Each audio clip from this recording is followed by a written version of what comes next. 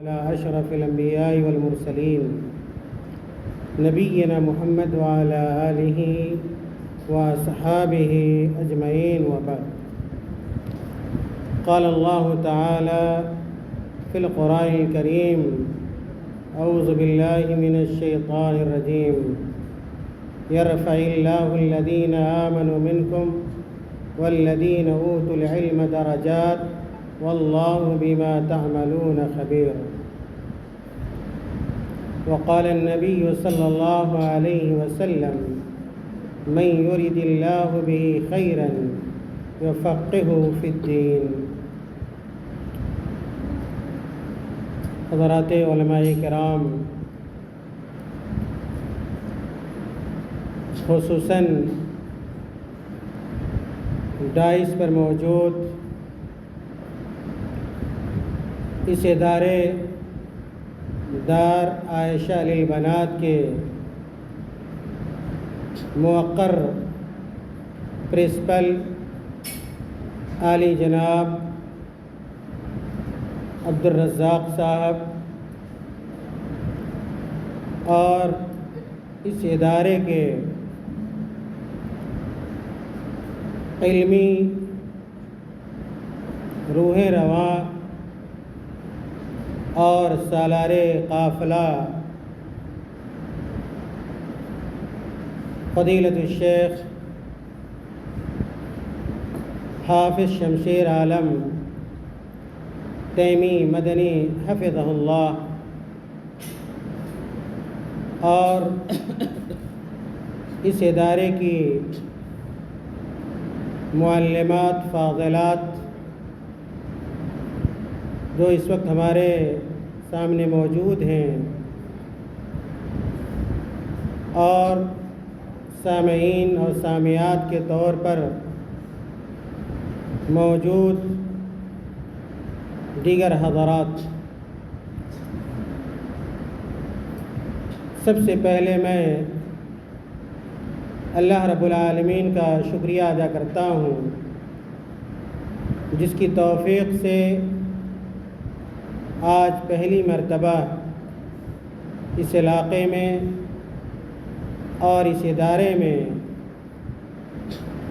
آنے کی سعادت حاصل ہوئی،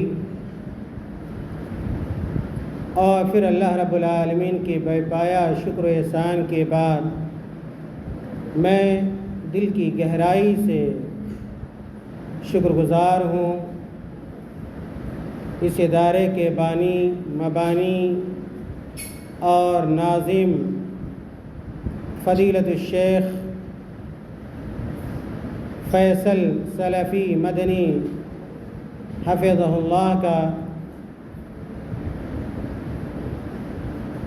جنہوں نے ہماری ضیافت فرمائی اور ہماری آمد کو انہوں نے قبول فرمایا۔ عزیز طالبات، اس مناسبت سے میں آپ حضرات کے سامنے جو باتیں رکھنا چاہتا ہوں وہ باتیں تعلیم اور تعلم سے متعلق ہوں گی۔ میرا موضوع بار بار بدلتا رہا، کبھی یہ سوچا کہ فلاں موضوع کو رکھیں، کبھی سوچا فلاں موضوع کو رکھیں، بالآخر ابھی یہ طے پایا ذہن میں کہ چونکہ یہ تعلیمی ادارہ ہے، دینی ادارہ ہے، ہمارے سامنے طالبات ہیں، اہل علم ہیں، اس لیے تعلیم اور تعلم سے متعلق اگر گفتگو ہو تو میرے خیال میں یہ گفتگو زیادہ سودمند اور نفع بخش ثابت ہوگی۔ عزیز طالبات، آپ جس ادارے میں اس وقت موجود ہیں، اس ادارے میں آپ کے آنے کا مقصد سوائے اس کے کچھ نہیں ہے کہ آپ تعلیم حاصل کریں، اپنے آپ کو کتاب و سنت سے مالا مال کریں اور جو علوم شرعیہ دینیہ ہیں ان علوم کو حاصل کریں۔ ہر انسان کی یہ خواہش ہوتی ہے کہ وہ تعلیم یافتہ ہو جائے، تعلیم حاصل کر لے، بڑا انسان بن جائے، بڑا عالم بن جائے اور بڑی عالمہ بن جائے، لیکن صرف سوچنے سے اور چاہ لینے سے اور خواہش کرنے سے یہ آرزو پوری نہیں ہو سکتی، ہماری تمنا پوری نہیں ہو سکتی ہے جب تک کہ ہم وسائل تعلیم کو، اسباب تعلیم کو اختیار نہ کریں۔ وسائل تعلیم میں سے ایک وسیلہ تو یہ ہے کہ تعلیم کے حصول کے لیے آپ طالبات نے اپنے گھروں کو چھوڑا، اپنے والدین کو چھوڑا، اپنے رشتہ داروں کو چھوڑا اور اپنے خیش و اقارب کو چھوڑا ہے۔ آپ نے قربانی دی اور تعلیم کے لیے قربانی دی ہے، اور انشاءاللہ آپ کی یہ قربانی ضائع نہیں ہوگی۔ آپ جو محنت کر رہی ہیں، آپ جو صبر کر رہی ہیں اور تعلیم کی راہ میں جو اذیتیں برداشت کر رہی ہیں، یہی آپ کی کامیابی کا سبب ہے، اور انشاءاللہ یہ چیزیں آپ کے لیے کارگر ثابت ہوں گی، سود مند ثابت ہوں گی۔ اسی طرح حصول تعلیم کا دوسرا سبب جو اہم سبب ہو سکتا ہے، بلکہ آپ اس کو اصل سبب بھی کہہ سکتی ہیں، وہ اللہ رب العالمین کی توفیق ہے۔ آپ لاکھ ظاہری اسباب اختیار کر لیں، دنیاوی اسباب اختیار کر لیں اور بڑے سے بڑے ادارے میں آپ داخلہ لے لیں اور بڑے سے بڑے علماء سے آپ پڑھیں یا ان کے سامنے ثانوی تلمذ طے کریں، لیکن اگر اللہ تعالیٰ کی توفیق نہیں ہوگی، اس کی مرضی نہیں ہوگی، اس کا ارادہ نہیں ہوگا، تو آپ کو تعلیم حاصل نہیں ہو سکتی۔ اس لیے ہر طالب علم کو اور ہر طالبہ کو ظاہری اسباب کے ساتھ ساتھ معنوی اسباب کو بھی اختیار کرنا چاہیے۔ معنوی اسباب سے مراد یہ ہے کہ آپ اللہ رب العالمین سے دعائیں کریں، آپ دین پر ثابت قدم رہیں۔ ایک طالب علم کسی مدرسے میں پڑھتا ہے، تعلیم حاصل کرتا ہے، لیکن اس کا دین سے تعلق نہیں ہوتا ہے، نہ اس کے اندر نماز کی پابندی ہوتی ہے، نہ دینی اخلاق کی رعایت ہوتی ہے، اہتمام ہوتا ہے، تو یاد رکھیے کہ ایسے لوگ، ایسے طلبہ اور ایسے طالبات کامیاب نہیں ہو سکتی۔ اس لیے ہر طالب علم کے لیے ضروری ہے کہ وہ ظاہری اسباب کے ساتھ ساتھ معنوی اسباب کو اختیار کرے، اور تعلیم حاصل کرنے کا ثمرہ یہی ہے۔ ہم اور آپ تعلیم کیوں حاصل کرتے ہیں؟ تاکہ ہمارے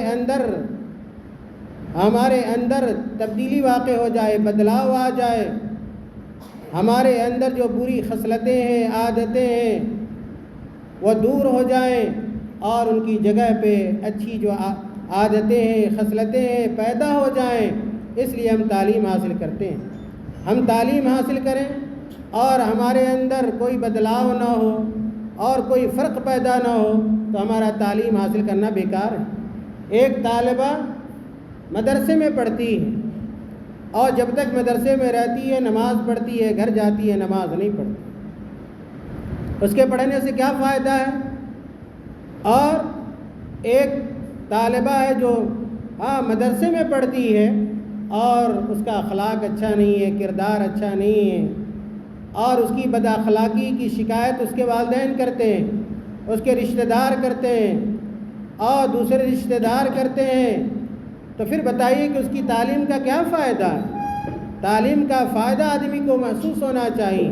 اسی لیے اہل علم نے کہا کہ تعلیم کا جو مقصد ہے اور نتیجہ ہے وہ یہ ہے کہ آدمی اس کے اوپر عمل کرے۔ تعلیم حاصل کرے اور عمل نہ کرے تو وہ تعلیم بے سود ہے، بیکار ہے۔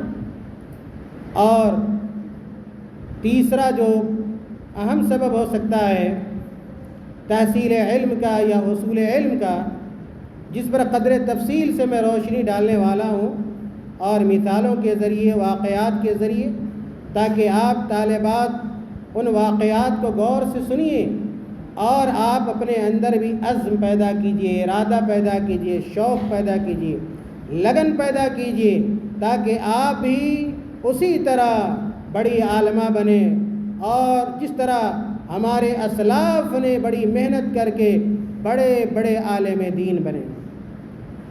اس لیے تحصیل علم کے لیے ضروری ہے کہ آدمی محنت کرے۔ جب تک ہم اور آپ تعلیم کے حصول کے لیے محنت نہیں کریں گے، اپنے آپ کو نہیں تھکائیں گے اور ہر طرح کی قربانی نہیں پیش کریں گے، چاہے وہ جسمانی قربانی ہو یا ایک روحانی قربانی ہو یا ایک مالی قربانی ہو یا ایک دیگر جو قربانیاں ہیں، جب تک وہ قربانیاں ہم نہیں دیں گے، یاد رکھیے کہ ہم علم کو حاصل نہیں کر سکتے ہیں، یا ایک علم کے کمال تک، اس کی چوٹی تک ہم رسائی حاصل نہیں کر سکتے ہیں۔ علم سے متعلق اسلاف نے، جو سلف صالحین نے، ہمارے بزرگوں نے، ہم سے پہلے جو بڑے بڑے علماء گزرے ہیں، جب ہم اور آپ ان کی زندگی پڑھیں گے اور ان کی زندگیوں کا مطالعہ کریں گے تو پتہ چلے گا کہ جتنے بڑے علماء ہوئے ہیں، جتنے بڑے علماء ہوئے ہیں، آپ صحابہ کرام سے بھی شروع کر سکتی ہیں، صحابہ کرام سے لے کر اور آج کے زمانے تک جن لوگوں نے بھی علم حاصل کیا ہے، انہوں نے علم کی راہ میں محنت کی ہے، بلا محنت کیے ہوئے۔ اس بات کو اچھی طرح اپنے ذہن اور دماغ میں بیٹھا لیجئے کہ بلا محنت کے علم کو حاصل نہیں کیا جا سکتا ہے، نہ پہلے کسی نے کیا ہے اور نہ بعد میں کسی نے کیا ہے، اور نہ قیامت تک کوئی آدمی بلا محنت اور مشقت کے علم حاصل کر سکتا ہے، چاہے وہ طلبہ ہوں یا ایک طالبات ہوں۔ اس کی چند مثالیں سنیے۔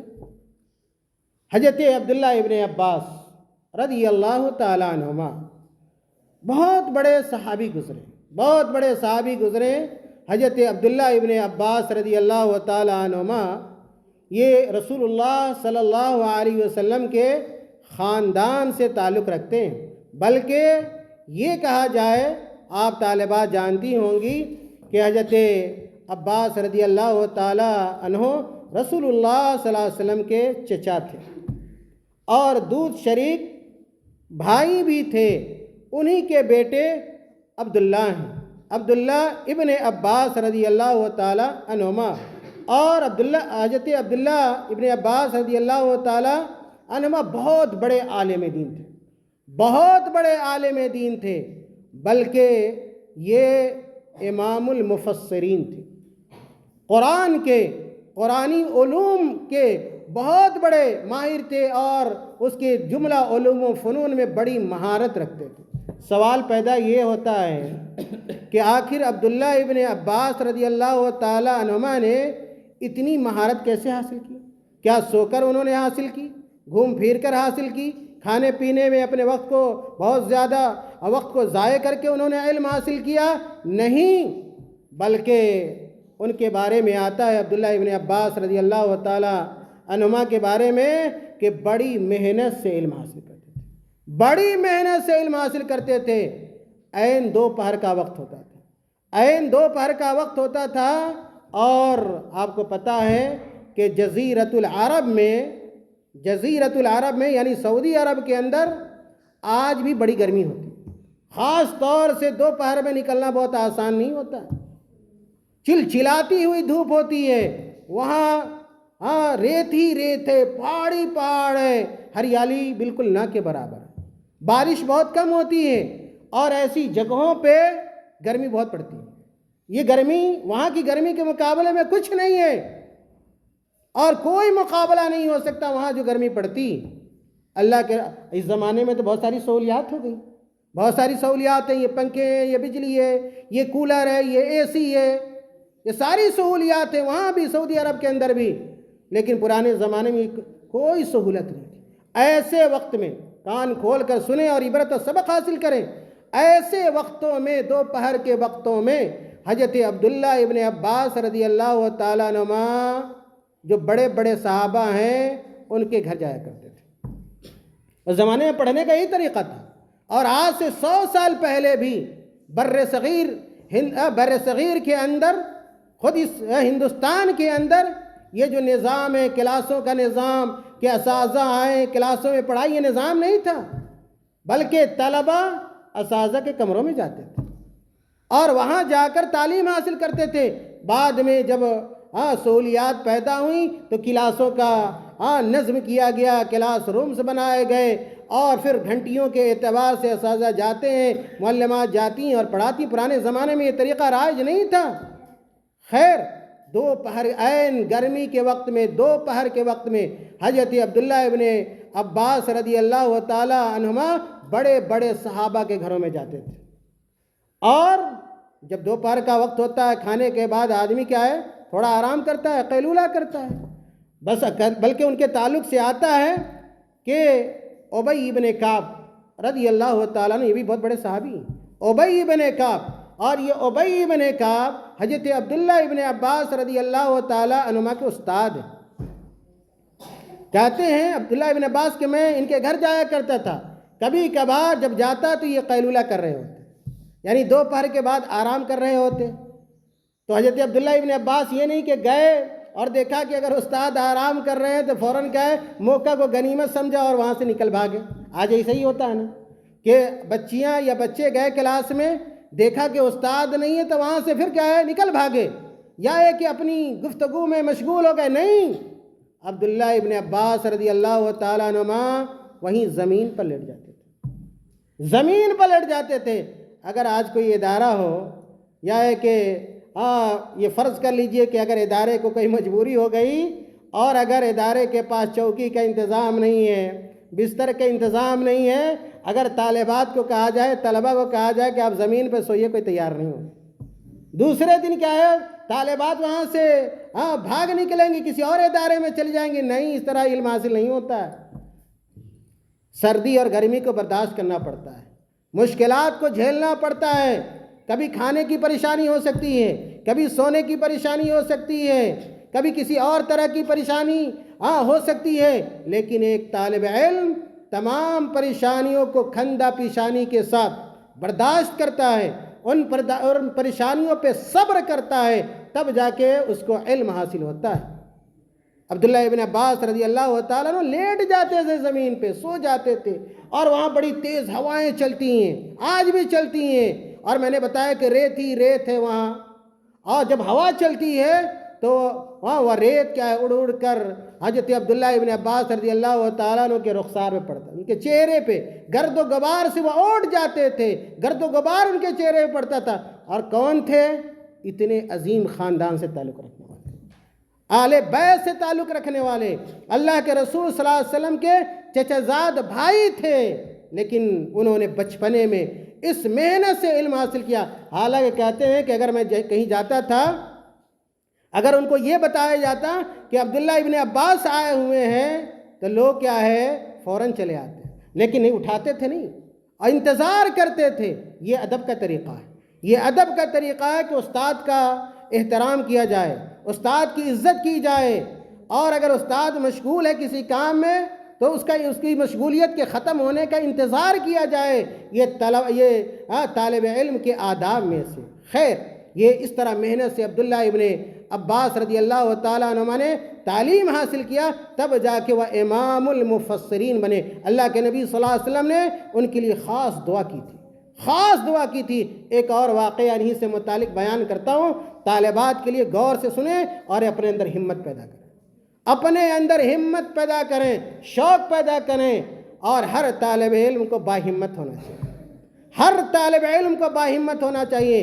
طالب علم کبھی بے ہمت نہیں ہوتا ہے، بے حوصلہ نہیں ہوتا ہے۔ جب آپ ٹھان لیں گی کہ مجھے عالمہ بننا ہے، مجھے کتاب و سنت کا علم حاصل کرنا ہے، اور مجھے یہاں کے بعد بڑی بڑی جامعات میں جا کر بڑی بڑی ڈگریاں حاصل کرنی ہے، یاد رکھ لیجئے چاہے حالات جیسے ہوں انشاءاللہ آپ بڑی سے بڑی عالمہ، فاضلہ، خطیبہ، داعیہ، محدثہ، فقیہ، ادیبہ، اور جو چاہیں آپ اپنی طبیعت سے بن سکتے ہیں، لیکن اس کے لیے کیا چاہیے؟ ہمت چاہیے، حوصلہ چاہیے، شوق چاہیے، اور اس کے ساتھ محنت چاہیے۔ عبداللہ ابن عباس رضی اللہ تعالیٰ عنہما کا ایک اور واقعہ سنیے جو اہل علم نے اپنی کتابوں میں لکھا ہے۔ عبداللہ ابن عباس رضی اللہ تعالیٰ عنہما خود بیان کرتے ہیں کہ جب اللہ کے رسول صلی اللہ علیہ وسلم کے بعد اللہ کے رسول صلی اللہ علیہ وسلم کی وفات ہو گئی، اللہ کے رسول صلی اللہ علیہ وسلم کی وفات ہو گئی، اور اس زمانے میں جب وفات ہوئی تو حضرت عبداللہ رضی اللہ تعالیٰ کی عمر بہت چھوٹی تھی، کم سن تھے، اور پڑھنے لکھنے کی ان کی عمر تھی، بچپنا تھا۔ عبداللہ ابن عباس رضی اللہ تعالیٰ عنہ اپنے ایک دوست کے پاس گئے۔ دوست کی بھی بڑی اہمیت ہوتی ہے پڑھائی کے زمانے میں، تعلیم کے زمانے میں، اور ہمیشہ یہ چاہیے طلبہ کو اور طالبات کو کہ اچھے دوست کا انتخاب کریں، اچھی سہیلی کا انتخاب کریں، جو کھلاڑی قسم کی طالبہ ہوں، جو نہ پڑھنے والی طالبہ ہوں، ایسی طالبات کے ساتھ کبھی نہیں رہنا چاہیے، اور ان کے بہکاوے میں کبھی نہیں آنا چاہیے کہ پڑھنے سے کیا ہوگا، لکھنے سے کیا ہوگا، بالآخر ہمیں تو کھانا ہی بنانا ہے، ہمیں چولہا ہی پھونکنا ہے۔ نہیں، یہ خیال آپ کے اندر کبھی پیدا نہیں ہونا چاہیے۔ حضرت عبداللہ ابن عباس رضی اللہ تعالیٰ عنہما اللہ کے رسول صلی اللہ علیہ وسلم کی وفات کے بعد اپنے ایک دوست کے پاس گئے، ساتھی کے پاس گئے، اور جا کر کہا کہ اب اللہ کے رسول صلی اللہ علیہ وسلم کی وفات ہو چکی ہے، اب جو تحصیل علم کا جو سب سے مضبوط راستہ تھا وہ ہم سے کیا ہے، ختم ہو چکا ہے، اللہ کے رسول صلی اللہ علیہ وسلم کی موت ہو چکی ہے، تو اب ہم ایسا کرتے ہیں کہ جو بڑے بڑے صحابہ علم صحابہ ہیں ان کے پاس چل کے ہم تعلیم حاصل کرتے ہیں۔ یہ حضرت ابو بکر ہیں، یا عمر ہیں، یا عثمان ہیں، اور یہ حضرت علی ہیں، اور دیگر جو بڑے بڑے صحابہ ہیں جو علم کے پہاڑ تھے، ان کے پاس چل کر ہم علم حاصل کرتے ہیں۔ تو ان کے ساتھی نے کیا کہا پتہ ہے؟ ان کے دوست نے کیا کہا کہ اے عبداللہ، کیا تم یہ سوچتے ہو کہ ان بڑے صحابہ کی موجودگی میں تمہاری ضرورت پڑے گی، ہم جیسے چھوٹے لوگوں کی ضرورت پڑے گی؟ لوگ کبھی ہمارے پاس آئیں گے کسی مسئلہ کو جاننے کے لیے اور دین کو سمجھنے کے لیے؟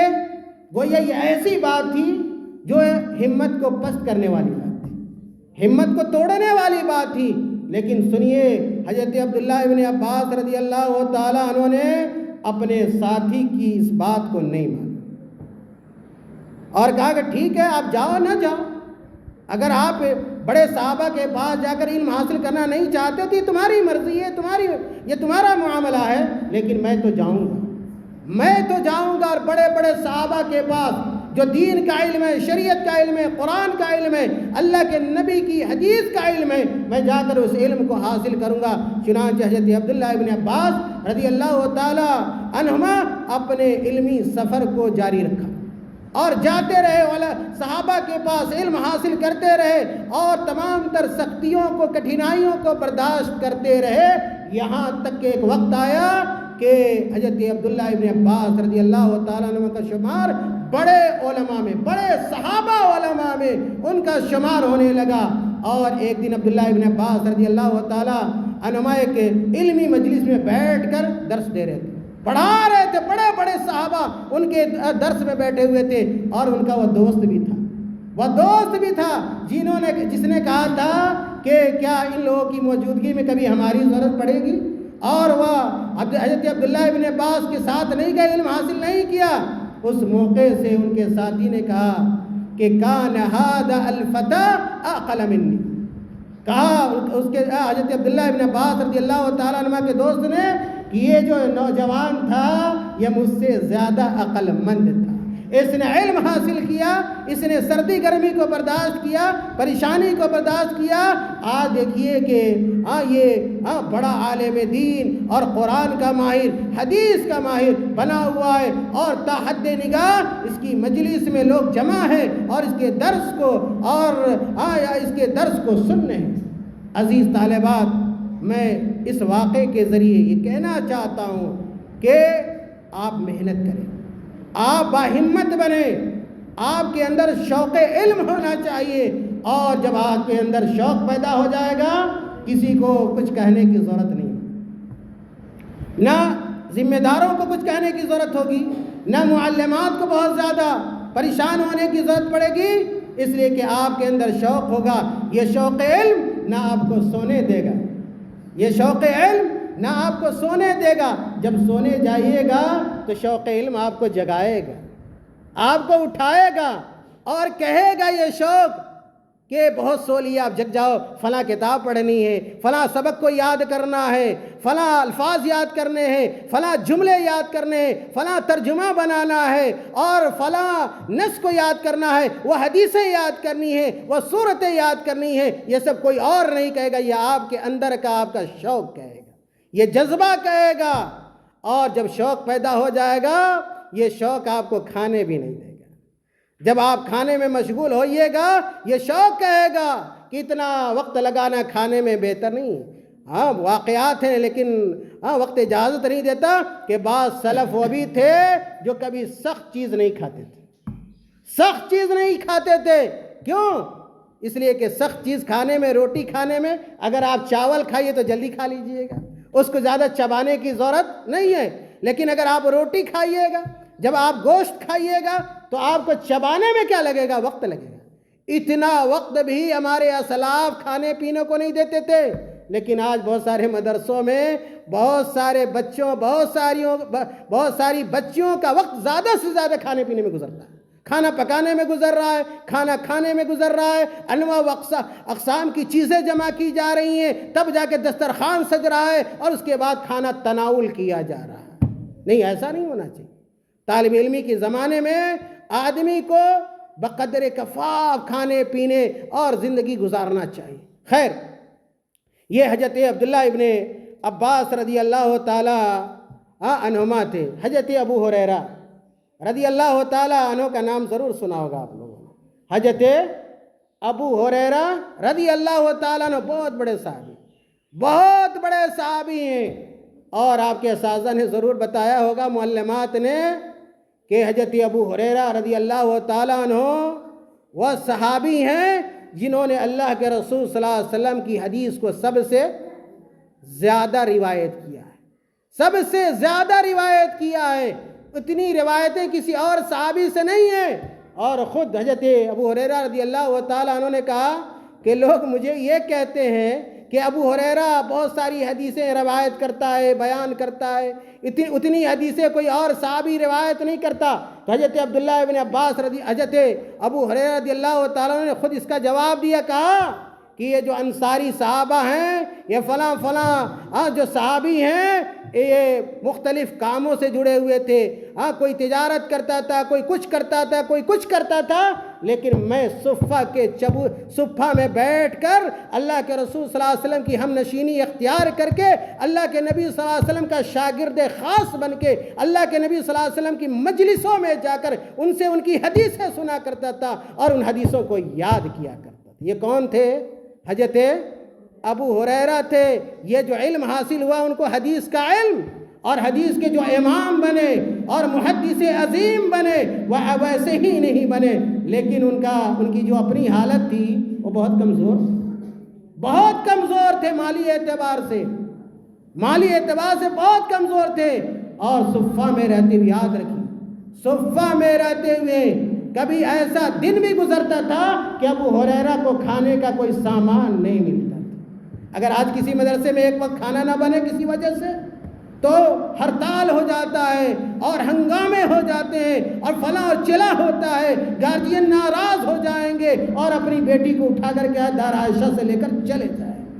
لیکن حضرت ابو ہریرہ کو دیکھیے، کتنے دن ایسے گزرتے ہیں، صحابی ہیں، کتنے ایسے دن گزرتے ہیں، کھانے کا کوئی سامان نہیں ہوتا ہے، لیکن کیا اس مدرسے سے جاتے نہیں ہیں؟ صفہ کے مدرسے سے نہیں جاتے ہیں۔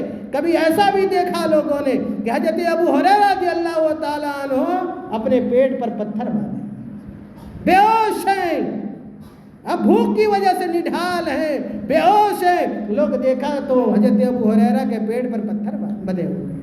اور اس طرح ایک طالب علم علم حاصل کرتا ہے تب جا کے ایک وقت آتا ہے کہ وہ امام وقت بن جاتا ہے، کسی فن کا وہ ماہر ہو جاتا ہے، اور پھر دنیا اس کے علم سے اس کو جانتی ہے۔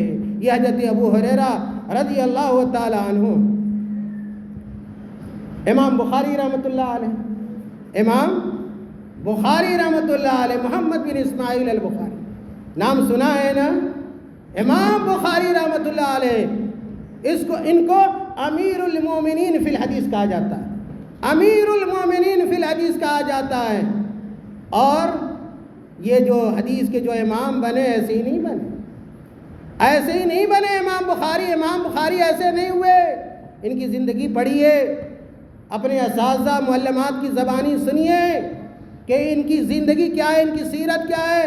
عبدالسلام مبارک پوری رحمۃ اللہ علیہ نے ان کی زندگی لکھی ہے، سیرت امام بخاری کے نام سے، سیرت امام بخاری کے نام سے، اور عربی میں بھی ہے، اردو میں بھی ہے، اور مطالعہ کرنا چاہیے۔ جو خاص طور سے اوپر کی کلاس کی طالبات ہیں ان کو مطالعے کا ذوق بھی پیدا کرنا چاہیے، اور اس طرح کی جو بڑی بڑی شخصیات ہیں، محدثین کی زندگیاں، اور اسی طرح فقہاء کی زندگیاں، صحابہ کی زندگیاں، تابعین کی زندگیاں، اور دوسری بڑی جو شخصیات، اسلامی شخصیات، دینی شخصیات ہیں، علمی شخصیات ہیں، ان کی سوانح کو لازمی طور پر ہمیں پڑھنا چاہیے تاکہ ہمارے دل کے اندر شوق علم پیدا ہو۔ امام بخاری رحمۃ اللہ علیہ سے متعلق آتا ہے کہ امام بخاری رحمۃ اللہ علیہ جب بہت بچے تھے تو ان کے والد کا انتقال، امام بخاری رحمۃ اللہ علیہ کے والد کا انتقال بہت بچپنے میں ہو گیا، اور انہوں نے اپنا بچپنا یتیمی کی زندگی میں گزارا، یتیمی کی حالت میں انہوں نے اپنی زندگی گزاری۔ امام بخاری رحمۃ اللہ علیہ مکتب میں یہ تعلیم حاصل کرتے تھے، مکتب میں، اور مکتب کے زمانے ہی سے اللہ تعالیٰ نے ان کے دل میں حدیث یاد کرنے کا شوق پیدا کر دیا۔ جب ان کی عمر 16 سال ہوئی، جب ان کی عمر 16 سال ہوئی تو 16 سال کی عمر میں انہوں نے جو مشہور کتابیں تھی حدیث کی، ان کتابوں کو انہوں نے پڑھ ڈالا، بہت ساری کتابوں کو انہوں نے یاد کر لیا۔ بلکہ ان کے تعلق سے اہل علم نے لکھا ہے، امام ذہبی رحمۃ اللہ علیہ نے سیر و اعلام النبلاء، جو امام ذہبی کی بہت اونچی کتاب ہے، جب اور اوپر کی کلاسوں میں آپ جائیے گا تو اپنے اساتذہ سے ان کتابوں کے نام سنیے گا۔ سیر و اعلام النبلاء، یہ امام ذہبی رحمۃ اللہ علیہ جو امام ابن تیمیہ کے بڑے شاگردوں میں سے تھے، ان کی یہ کتاب ہے، اور کئی جلدوں میں یہ کتاب ہے۔ اس کتاب میں لکھا ہے امام ذہبی رحمۃ اللہ علیہ نے کہ امام بخاری رحمۃ اللہ علیہ بچپنے میں 70,000 حدیثوں کے حافظ تھے۔ کتنی حدیثوں کے؟ 70,000 حدیثیں یاد کر چکے ہیں بچپنے میں، اور ایک طرف سے ان حدیثوں کو وہ سنا دیا کرتے تھے اگر کوئی سنتا تھا۔ اور اسی طرح امام بخاری رحمۃ اللہ علیہ نے تقریباً 1,000 سے زائد اساتذہ سے علم حاصل کیا۔ کتنے اساتذہ سے؟ 1,000 سے زیادہ۔ وہ 1,000 اساتذہ مدرسے میں ملتے تھے، دار عائشہ جیسے ادارے میں ملتے تھے؟ نہیں، 1,000 اساتذہ سے پڑھنے کے لیے پتہ نہیں کتنے شہروں کا، کتنے ملکوں کا، اور کتنی تعلیم گاہوں کا ان کو سفر کرنا پڑا۔ اور کون کو اس زمانے میں جتنے بڑے بڑے ممالک تھے جہاں علم لوگ حاصل کرتے تھے، ان تمام ملکوں کا، شہروں کا امام بخاری رحمۃ اللہ علیہ نے سفر کیا، اور اپنے اساتذہ کرام سے انہوں نے علم حاصل کیا۔ اسی طرح امام بخاری رحمۃ اللہ علیہ جب امام بنے اور جب انہوں نے حدیث پڑھانا شروع کیا، تو ان کے بارے میں ان کے ایک شاگرد امام فربری امام بخاری رحمۃ اللہ علیہ کے شاگرد ہیں۔ امام فربری کہتے ہیں کہ میرے ساتھ امام بخاری رحمۃ اللہ علیہ سے صحیح بخاری پڑھنے والے جو لوگ تھے، جو طلبہ تھے، جو شاگرد تھے امام بخاری کے، وہ کتنے تھے؟ 70,000۔ 70,000 لوگوں نے امام بخاری رحمۃ اللہ علیہ سے صحیح بخاری پڑھا۔ عزیز طالبات، اور امام بخاری رحمۃ اللہ علیہ، میں نے کہا کہ جو امام بنے، جو علم حاصل کیا، اور جو سب سے بڑی حدیث کی کتاب لکھی، صحیح بخاری کیا ہے؟ حدیث کی سب سے بڑی کتاب ہے. اصح الکتاب بعد کتاب اللہ. قرآن کے بعد سب سے صحیح کتاب اس روئے زمین پر کون سی ہے؟ صحیح بخاری. صحیح بخاری ہے. اس میں جو بھی حدیثیں ہیں وہ تمام حدیثیں صحیح ہیں. جو اتنے بڑے امام بنے، امام بخاری رحمۃ اللہ علیہ بلا محنت کے نہیں بنے. اس لیے اگر آپ بھی کچھ بننا چاہتی ہیں، آپ نے کچھ نہ کچھ ضرور خواب دیکھا، تو صرف سوتے ہوئے خواب نہیں دیکھنا چاہیے. خواب وہ دیکھنا چاہیے جس کو آپ پورا کر سکیں. آپ دن کے اجالے میں خواب دیکھیے اور اس خواب کو پانے کے لیے آپ کوشش کیجئے، آپ محنت کیجئے کہ انشاءاللہ آپ کا وہ خواب پورا ہو سکتا ہے. امام بخاری رحمۃ اللہ علیہ نے بڑی محنت کی تھی. ان کے حوالے سے آتا ہے، ان کے حوالے سے عمر بن حفص العسکر کہتے ہیں کہ میں ایک مرتبہ امام بخاری رحمۃ اللہ علیہ کے ساتھ بصرہ میں تھا. عمر بن حفص العسکر کہتے ہیں کہ میں بصرہ میں امام بخاری کے ساتھ تھا. پتہ یہ چلا کہ عمر بن حفص العسکر امام بخاری کے ساتھی، امام بخاری کے ساتھی ہیں، اور امام بخاری کی ایک حالت کا تذکرہ کرتے ہیں اور کہتے ہیں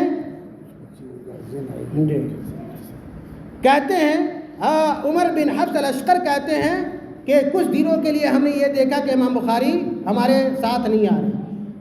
امام بخاری رحمۃ اللہ علیہ کو کچھ دنوں کے لیے انہوں نے نہیں پایا، درس میں نہیں آ رہے ہیں، سبق میں شامل نہیں ہو پا رہے ہیں. کہتے ہیں کہ جب ہم نے ان کا پتہ کیا، امام بخاری کا پڑھنے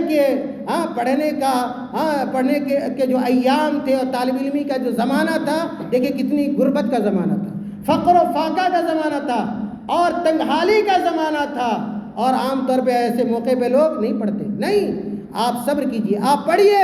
امام بخاری رحمۃ اللہ علیہ کا جب پتہ لگایا گیا کہ آخر وہ کلاس میں کیوں نہیں آ رہے ہیں اور سبق میں کیوں نہیں موجود ہیں، تو کہتے ہیں کہ جب ہم نے پتہ لگایا تو دیکھا کہ وہ ایک گھر میں موجود ہے، گھر میں اکیلے ہیں اور ان کے بدن پر کپڑا نہیں ہے، بدن پہ کپڑا نہیں ہے، پہننے کے لیے ان کے پاس کپڑا نہیں ہے. یعنی اتنے غریب تھے. میں کہا کرتا ہوں کہ اگر آپ غریب ہیں، چاہے طالب علم ہو، طالب ہوں یا طالبہ ہوں، آپ کی جتنی بھی دنیاوی خواہشیں، سن لیجیے، آپ کی جتنی بھی دنیاوی خواہشیں ہیں جو ابھی آپ پورا نہیں کر پا رہی ہیں، لیکن اگر آپ محنت سے پڑھیں گی، علم حاصل کریں گی، وہ ساری خواہشیں، وہ ساری تمنائیں، وہ ساری آرزوئیں آپ کی انشاءاللہ تعلیم کے ذریعے پوری ہو سکتی ہیں. آپ جو چاہیں آپ کر سکتی ہیں. خیر، عمر بن حفص العسکر کہتے ہیں کہ جب ہمیں پتہ چلا کہ ان کے پاس پہننے کے لیے کپڑا نہیں ہے تو ہم لوگوں نے پیسے جمع کیے، ان کے کپڑے کا انتظام کیا اور ان کو لے جا کر کپڑا دیا، اور پھر اس کے بعد سے انہوں نے درس میں آنا شروع کیا. یہ امام بخاری جیسے امام کی غربت کا عالم تھا، لیکن غربت ان کی تعلیم کی راہ میں رکاوٹ نہیں بنا. اور یہی ہم طلباء اور طالبات کو بھی کرنا چاہیے. اور اسی بات کی میں نصیحت کرتا ہوں. اور آپ بھی طالبات ہیں، پڑھنے کے لیے آئی ہیں، اچھے ادارے کا آپ نے انتخاب کیا ہے، بڑی اچھی جگہ پہ یہ ادارہ قائم ہے اور اس سے فائدہ اٹھانے کی ضرورت ہے. اس کے لیے دعائے خیر کرنے کی ضرورت ہے اور ان کے ساتھ جو ذمہ داران ہیں ان کے ساتھ تعاون کی ضرورت ہے تاکہ ادارہ مزید ترقی کرے گا، تاکہ آپ کو کہیں اور جانے کی ضرورت نہیں ہوگی، آپ کو باہر کے شہر کے سفر کی ضرورت نہیں پڑے گی اور پریشانیاں برداشت نہیں کرنی پڑیں گی. آپ اپنے گھر میں بیٹھ کر آپ اس طرح کا شاندار علم حاصل کر سکتی ہیں. یہ اس وقت ہوگا جب اس طرح کے ادارے ہوں گے. اس لیے اس ادارے کے جو اعلیٰ ذمہ دار ہیں وہ ہم تمام لوگوں کے شکریہ کے حقدار ہیں کہ انہوں نے یہ ادارہ بنایا اور اس دار کو انہوں نے دار عائشہ للبنات کو قائم کیا ہے. خود دور رہتے ہیں، 7 سمندر پار رہتے ہیں، لیکن اپنی قوم کی بچیوں کے لیے اور اپنی ملت کی بچیوں کے لیے انہوں نے یہ ادارہ قائم کیا ہے. اللہ تعالیٰ انہیں مزید عزم عطا فرمائے، ہمت عطا فرمائے، حوصلہ عطا فرمائے. غیب سے اللہ رب العالمین ان کی مدد فرمائے تاکہ یہ ادارہ دن دونی رات چوگنی ترقی عطا فرمائے اور اس کی مزید شاخیں ہوں، مزید برانچز ہوں اس کے، اور اس کی عمارتیں اور ہوں تاکہ دیگر طالبات بھی یہاں آ کر اپنی علمی تشنگی بجھا سکے۔ اللہ تعالیٰ ہم تمام لوگوں کو کہنے سننے سے زیادہ اس پر عمل کرنے کی توفیق عطا فرمائے۔ اللہ تعالیٰ ہم تمام لوگوں کے دلوں میں شوق علم پیدا کر دے اور محنت کرنے کا جذبہ ہمارے اندر پیدا کر دے، دین سے محبت پیدا کر دے، قرآن سے محبت پیدا کر دے، حدیث سے محبت پیدا کر دے، اس ادارے سے محبت پیدا کر دے، ان کے ذمہ داروں سے محبت پیدا کر دے، اور اللہ رب العالمین اس ادارے کی صبح قیامت تک حفاظت فرماتا رہے، ہر شر سے، ہر فتنے سے، ہر فساد سے اس ادارے کی حفاظت فرمائے۔ آمین۔ وآخر دعوانا ان الحمدللہ رب العالمین، والسلام علیکم ورحمۃ اللہ وبرکاتہ۔